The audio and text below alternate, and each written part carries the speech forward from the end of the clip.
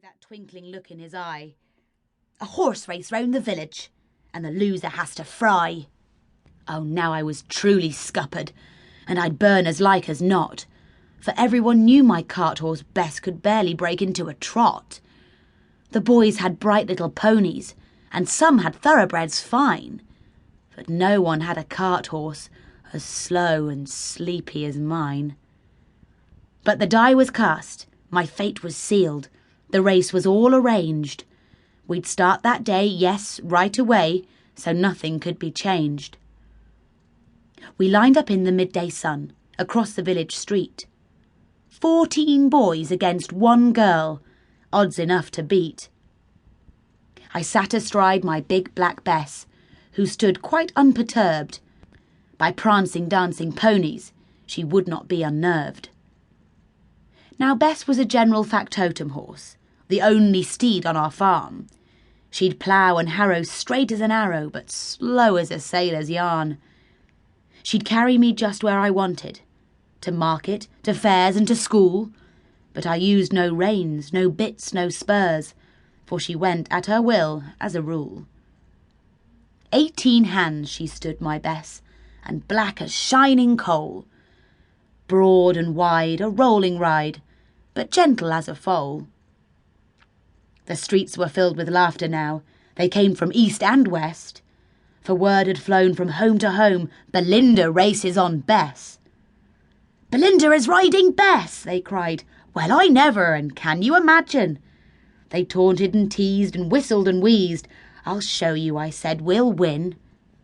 "Down the village street," said Ben, "past pond and pump and school, then down to Walden's Cross and round. Last one back's a fool." A whistle blew and a hunting horn, and the race was on, they were gone. I was left on the line with that horse of mine. "Get on," I cried, "get on." My Bess was too busy sleeping to bother with races and such. "Oh, Bessie dear," I said in her ear, "just go and I'll love you so much. I'll feed you oats and sweetest hay, put cushions in your stable. Just trot on now, you elephant cow, and save my hide if you're able." By now those boys had disappeared. I sat there mortified. No bribes, no threats would shift my Bess. I nearly, almost cried. Miss Wirtles it was who rescued me, a timely intervention. "I heard the noise, those beastly boys deserve to be beaten and then some. Go after them, girl, and catch them up, for the honour of womankind." And she ups with her stick, all knobbly and thick, and wallops my Bessies behind.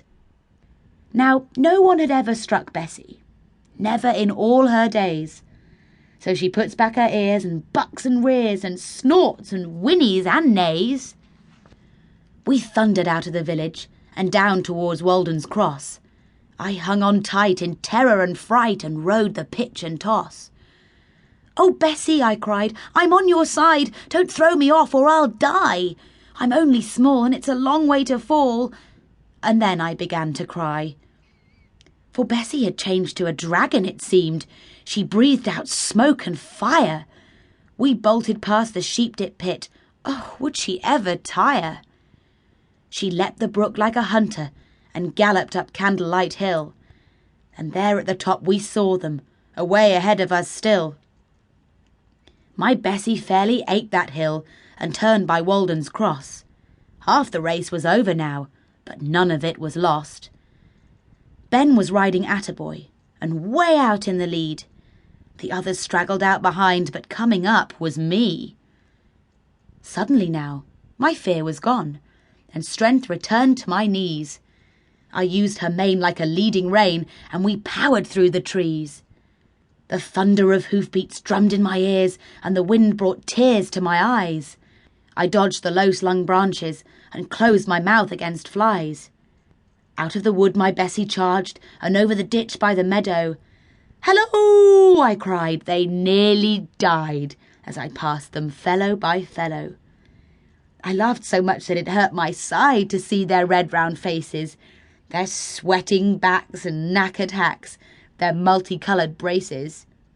"Bad luck," I said, oh so polite. "Hard lines, oh dear, oh dear.